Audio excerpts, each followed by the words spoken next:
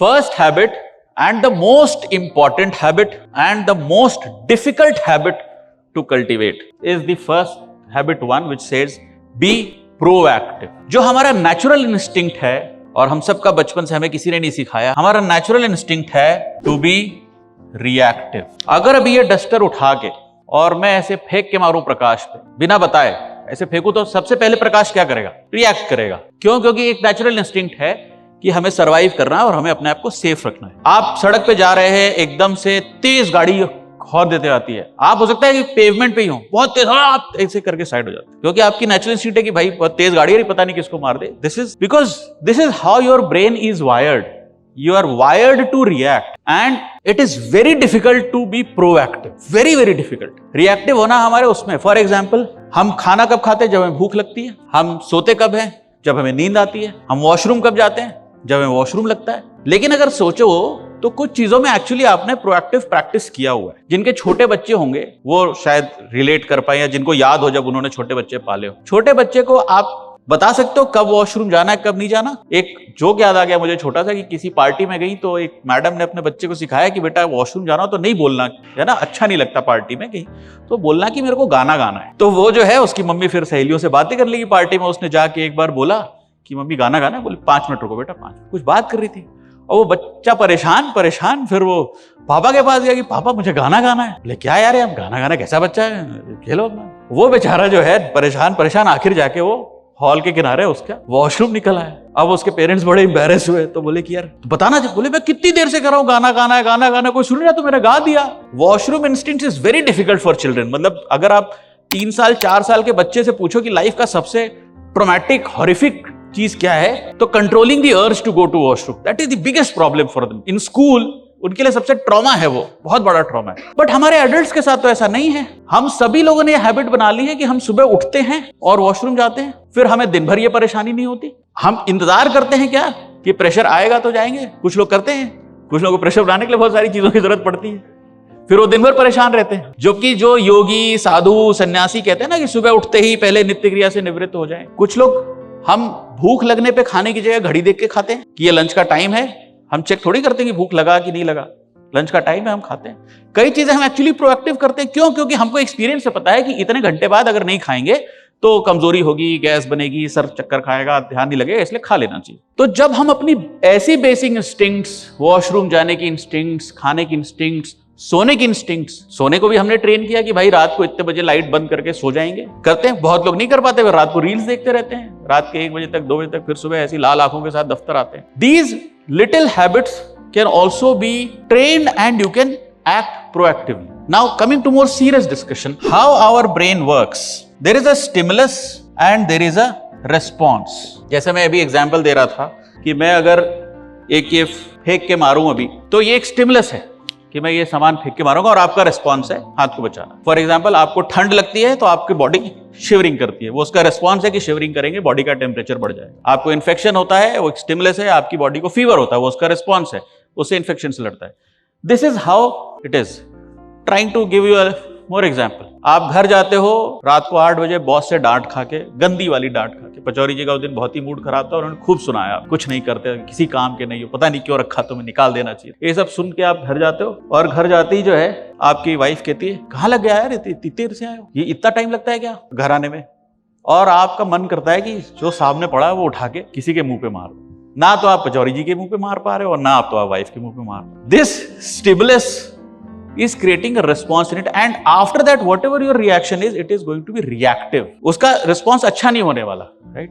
आप फिर उसका गुस्सा किसी और चीज पे निकालते हो. प्रोएक्टिव जो है वो ये कहता है कि between every stimulus and response, उन दोनों के बीच में एक चॉइस होती है. हमेशा एक स्टिमुलस आता है. फॉर एग्जाम्पल आपसे बात करते करते अभी मेरे एक फोन आया, स्टिमुलस था, और मेरा ध्यान भटका और मैं भूल गया मैं क्या बोल रहा था. But then I also have an exercise that I will call back. Once I'm done with this, I'll call back. There is a choice. आप कुछ कर रहे थे, आपका बच्चा आया सामने से और उसके हाथ से झटका लगा और आपका फोन गिर गया, अरे क्या लगता है. वो स्टिमुलस था और आपने उठाया और एक चप्पल दे दिया.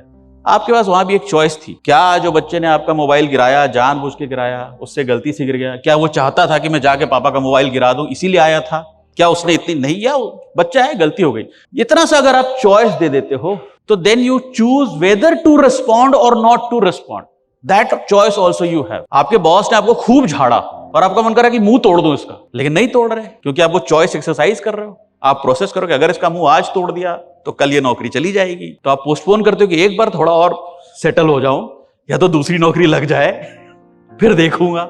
This choice is always there whenever there is a stimulus and you instantly want to react. Before you react, pause for a moment and see what choices you have. In every situation you have a choice. कोई नहीं कहता मेरे reactive response कैसा होता है, reactive dialogues ऐसे होते हैं, मैं क्या कर सकता हूं, मेरे हाथ में कुछ नहीं है, आई कांट डू एनीथिंग, मेरी तो कोई सुनता ही नहीं है। ये रिएक्टिव रिस्पॉन्स है। क्या करें, ये मेरे बच्चे बात ही नहीं सुनते, मारो नहीं तो सुनते नहीं है, ऐसे ये रिएक्टिव लोगों के ऐसे रिस्पॉन्स है।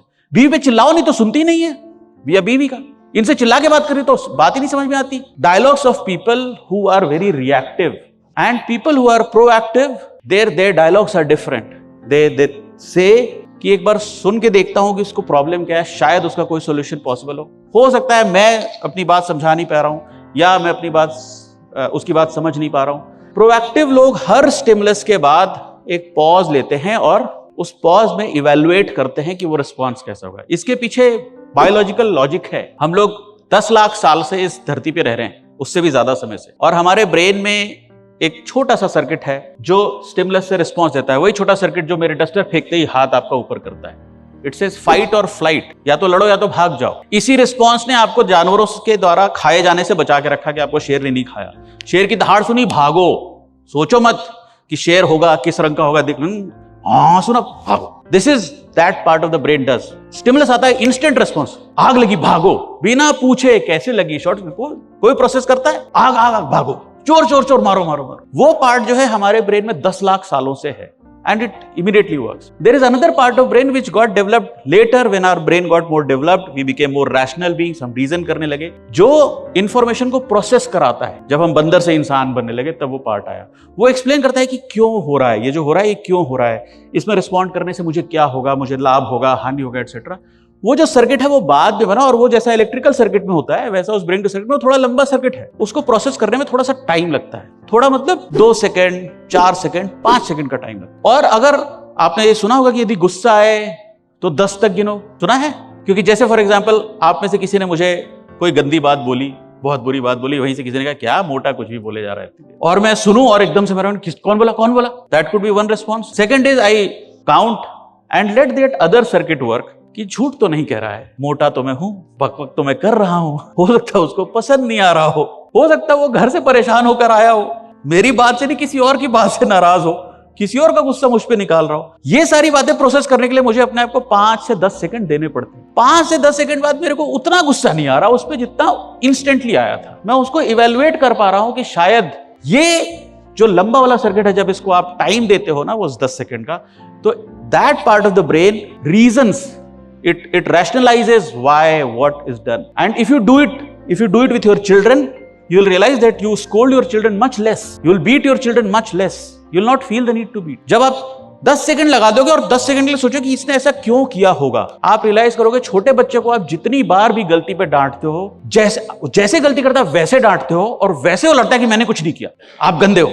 लेकिन अगर आप उसको 10 सेकंड देते हो और उससे पूछते हो कि बेटा ये कैसे हो, क्या हुआ, इवेंचुअली वो कहता है कि मैंने जानबूझ के नहीं किया, मुझे भी नहीं पता मेरे से कैसे हो गया। 9 out of 10 times when children break things, they did not want to break things, they just did not know that जो कर रहे थे उससे ये चीज टूट जाएगी, उनको नहीं पता था। And they are equally sorry, जितना बुरा आपको लग रहा है उतना ही बुरा उसको भी लग रहा है कि मुझसे सामान टूट गया, लेकिन उसको सामान टूटने से ज्यादा डर इसका है कि अब आप कितने जोर से डांटोगे या मारोगे। आप क्या अपनी डांट या मार से उसको डराना चाहते हो? ये आपका ऑब्जेक्टिव है एज ए पेरेंट। आपका ऑब्जेक्टिव है कि सामान कीमती है, उसको तोड़ना नहीं, ये सिखाना आपका ऑब्जेक्टिव है। तो ये पॉसिबल है अगर हर स्टिमुलस से रिस्पॉन्स के बीच में आप अपने को वो टाइम देते हो जिसमें आप चूज करते हो कि आपको रिस्पॉन्ड करना है या नहीं करना है। ऑफिस का एग्जाम्पल देते हैं, और ये इसको मैं कहता हूं फेक इमरजेंसी क्रिएट करना। कई लोग करते हैं ये, स्पेशली सरकार का फेवरेट शब्द है जानकारी एकत्र की जानी है, और ये जानकारी तत्काल चाहिए, और जो सबसे पहले भेजेगा उसकी कोई नहीं पढ़ता जानकारी।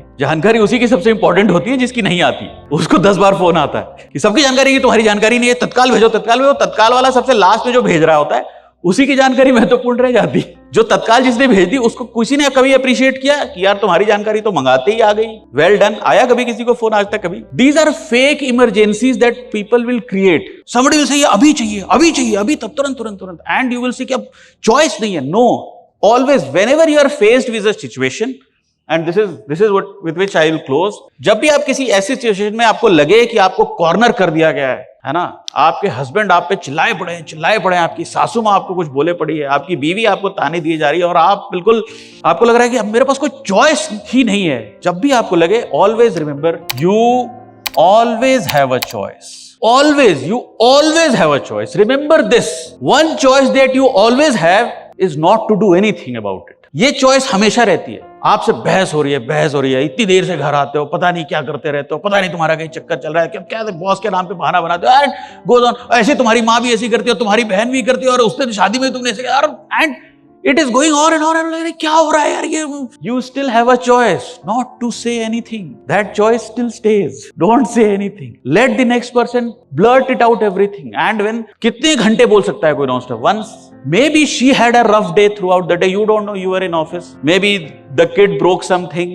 Maybe उसकी बहन ने उसको कुछ बोला, आपकी बहन ने उसको कुछ बोला, उसकी सास ने उसको कुछ बोला, वो अपने ऑफिस से आई, वहां कुछ झगड़ा करके आई है, आपको नहीं पता। Let her blurt it out, and eventually actually what she wants to say is that I am not in a bad shape today, I need you to help me, but it will take her 2-3 hours to get there. If you get the time, probably she will say कि that is what I want, I need your help. लेकिन हमको समझ में आने में बहुत time लग जाता। तो जब भी आपको लगे किसी भी स्टिमुलस पे आप इमीडिएटली रिएक्ट करने वाले हो, आप हमेशा को चॉइस लो और बी प्रोएक्टिव। फाइनली जो भी सिचुएशन होने वाली है, उस सिचुएशन को आप पहले से इमेजिन कर लोगे तो आप उसका रिस्पॉन्स आप खुद से कैलिब्रेट कर सकते हो। On that point I will close and will take couple of minutes of break.